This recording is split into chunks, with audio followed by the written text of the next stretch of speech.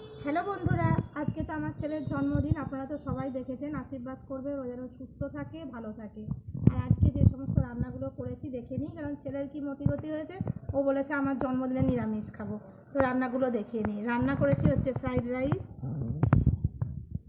এখানে রয়েছে লাল শাক, এখানে রয়েছে বেগুন ভাজা, আলু ভাজা, সিম ভাজা, মিষ্টি কুমড়ো ভাজা, গাজর ভাজা, এখানে রয়েছে ভেজ ডাল মুগের, এখানে রয়েছে ফুলকপি কষা, এখানে রয়েছে পনির, ক্যাপসিকাম টমেটো দিয়ে পনির করেছি, বাটার শাহি পনির। আর এখানে রয়েছে চাটনি,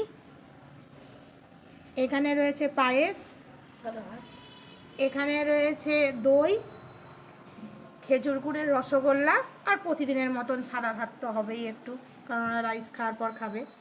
বিশেষ কিছু আয়োজন করিনি, শুধু এসেছে মা আর এই যে আমার খুব কাছের লোক বলি গৌরী আছে।